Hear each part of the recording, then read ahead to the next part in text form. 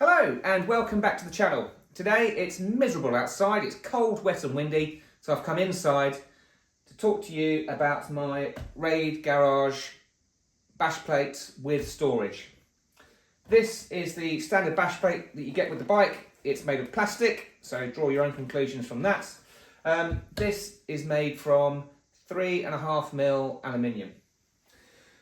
So what do you get for your bang for your buck? Well, it's heavier. It's an extra 2 kilos. So this weighs in at 2.6 kilos without any storage in it. But it is going to protect your bike a bit more than this plastic one. Because it's a lot wider than this one, you'll notice if I hold those two things up there, it also protects your engine casings at the side a little bit, things like your water pump and also your brake and gear levers too. And one thing that they don't actually mention on the website at Rade Garage is your feet stay a lot drier, and I don't like wet feet.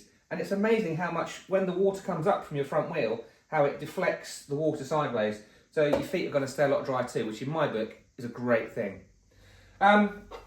It uses these bits here to attach to the rear of the unit, into lugs that go on your frame, and it uses the same parts on here that were on the original bit.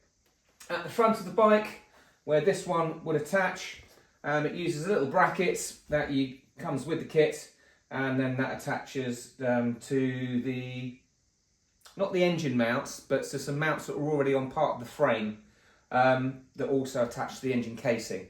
So it's all pretty solid stuff. However, if you are using crash bars, you want this to be just a little bit further forward to allow a bit of clearance for your crash bars to go in. So if you are ordering it, make sure you ask for the extended bracket. Now, I bought this from Ollie at Rade. Great guy, great advice, great knowledge. If you're getting anything from Rade Garage, order it through him. And he sent me that bracket. He got that sent from Rade Garage the next time he got an order in, and he sent that to me for free. So thank you very much, Ollie at Rade. Definitely recommend him. So this bracket moves it a little bit further forward so my crash bars can come on. So as you can see, there are some pretty big gouges in there where I've hit rocks, stones have come up, etc. I've had a couple of quite big bashes on rocks in the Peak District and stuff, and it's, well, as you can see it's worn, but it's held together well. Big gouge out there, so I've obviously laid the bike over on something sharp there, but it has protected my bike, so I'm very happy about it. What can you get in here? Well, the original design was a lot smaller. So the original design of this, I think, was 2.7 litres of capacity. This one is 4.6, so it's a lot bigger. And the original one, this plate at the front, was held on with 4 split pins, whereas this, as you can see, is held on by these screws, which you do up finger tight, and then I either use a key or a coin, or I've got this little Gerber thing that I attach on my keyring, and I just knit them up. I do them finger tight and then just knit them up quarter of a turn with that. And what that does is, it compresses, well, you can see all the dirt on the inside here, it compresses this bit of foam. When you draw that in there, it compresses this bit of foam. Now, I have actually had this bike, I'll put a picture up, submerged, or in front of it at least, submerged in water for about 2.5 hours. And I also, when I'm out on the road, I jet wash the bike too. This has always stayed dry. You can see the dust on the stuff here. This has always stayed dry. Nothing inside's ever gotten wet. So I can testify to that it is waterproof. I'm going to say it's waterproof. They say water resistant. I'm going to say it's waterproof because all my stuff in here is bone dry. So you can see a little bit of mud around there, but it's this foam bit here that you stick on when you get the kit.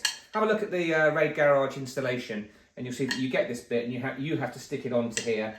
I don't know why they don't do it. And it's just a bit of foam, and it flattens the foam against this bit here and creates the seal. So what have I got in here? Well, mostly stuff that I don't use a lot. I used to have a tow rope in here, but when I got stuck I realised that being in here is no use because when I was in the water I couldn't get to it, so that now lives underneath my seat. So lesson learned there. So I've got a rubble sack, useful for all sorts of stuff, but mostly if I'm in the mud or wherever I am and I've got a puncture, I can use that to kneel on or sit on. Obviously various other uses, but that's just a rubble sack. For when I'm changing tyres, just a pair of cheap household rubber gloves. It is surprising how much stuff you can get in here. Basically, this has got all my tyre changing kit in it. So when I have a puncture, this is where I keep all my kit. It's stuff that I'm only going to use once in a blue moon. This is my Apico bead tool, so that goes over the spoke and keeps the tyre into the centre of the well, so it makes it easy to get on. These are just some socket adapters for my Apico tools, which I will get out now.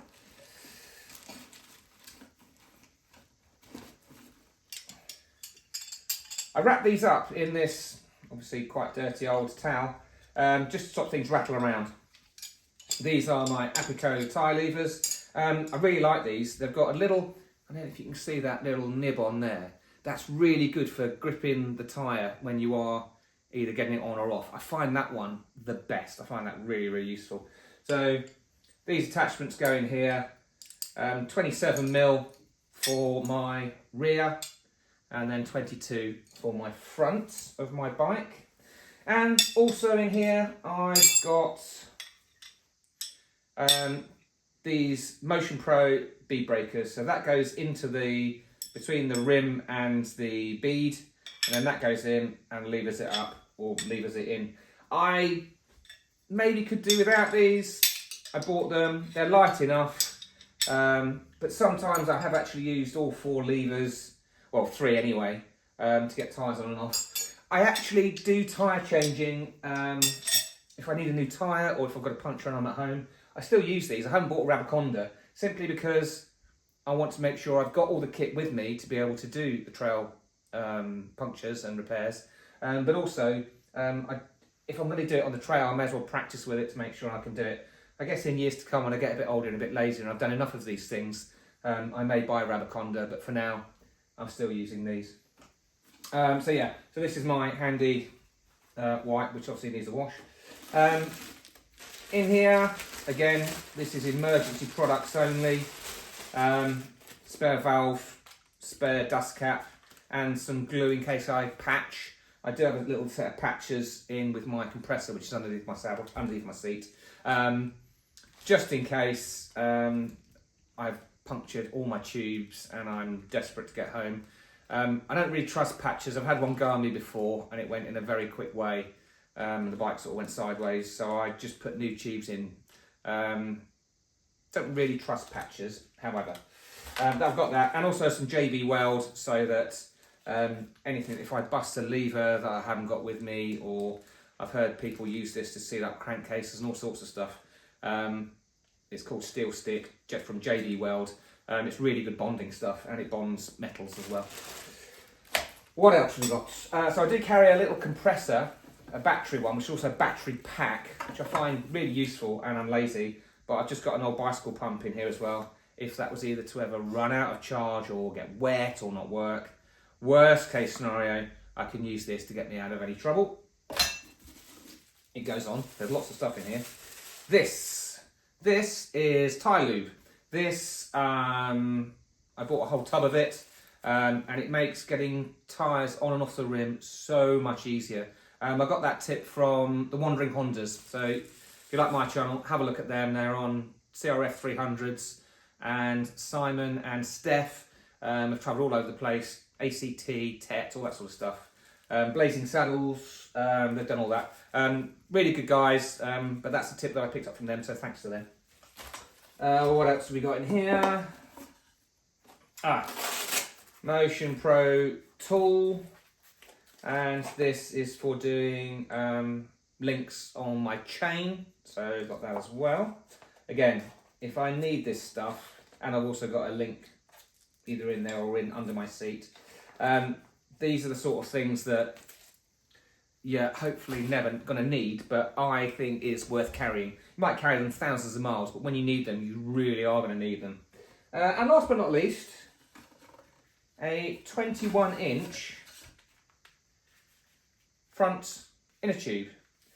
The beauty of having a front inner tube, if you don't know, is that you can also use it in the rear, whereas if you've got a rear tube, like mine's 18 rear, 21 front, an 18 won't work in the front, whereas this, and I have actually used a 21 in the rear for over 1,000 miles when I was out on a distance journey. So it does work. I can testify to that. Obviously, it's not ideal, but it gets you out of a hole. So I carry a 20. I now carry a 18 as well in my pannier, just because I had a puncture locally, and it meant I had to fix it to get it home, and then I had to change it again, and I just thought it was too much of a faff. So now I carry a front and a rear with me. So this is it. So this is storage. I don't know how much you can see in there, but it's quite a sizable. And if you put things in separately, like I don't do this wrapped up, I sort of feed it in and down the back, you can actually get, as you can see, a lot of stuff in there. One thing I should point out as well is the welds on this. They are really quite neat. This isn't just bodged together. I generally think that this is a really good quality bit of kit. Do I think this is good value for money? Well, I think it's 270 quid. Yeah, I do actually. More protection for my engine. Obviously, that's not priceless, but worth having. But the storage capacity, to me, is great as well. I don't want a rucksack with all this stuff in it, really. So, for me, the storage is great. And I do have the underseat storage as well. I'll do another video about that. But all this stuff, I'm very rarely going to use it, so it's just good to have it with you all the time, stashed down nice and low on the bike, keeping the weight low, and you don't notice it's there, until of course, you need it. So yeah, I'm happy with it, and if I bought another bike, and they made a product for it, similar to this, I would definitely buy it, especially when you compare it to the stock item that you get with the bike. So, for me, 10 out of 10 for that. I love it. I bought it very early on when I had the bike. As you can see, this is pretty much unused. This is never going back on. I should probably just flog it, but if I ever sell the bike, I might want to put it back to original. One thing that I have been told about or read about, and somebody's sent me a question about this from my previous videos about my bike, is the sound. Some people have said that this reflects the sound of the engine back up and it makes it all very noisy. I haven't noticed that. I didn't notice any change when I went from that to that. Although I hadn't had the bike long when I moved from that to that. So, I don't know. I guess it would deflect sounds back towards you. But when you've got the airbox, the engine, the exhaust and everything else, and wind in your helmet, etc., do I notice a difference? No, but that has been something that people have levelled at me. And the other thing was, does stuff make a noise when it's rattling around inside here? Well, I wrap all my tyre levers up in this old tea towel, and everything else is pretty much jammed in there, and all these things sort of fill in all the gaps, etc. So do I notice any noise from it compared to a normal skid plate, bash plate? No, not really. So there you go. My Rade garage storage.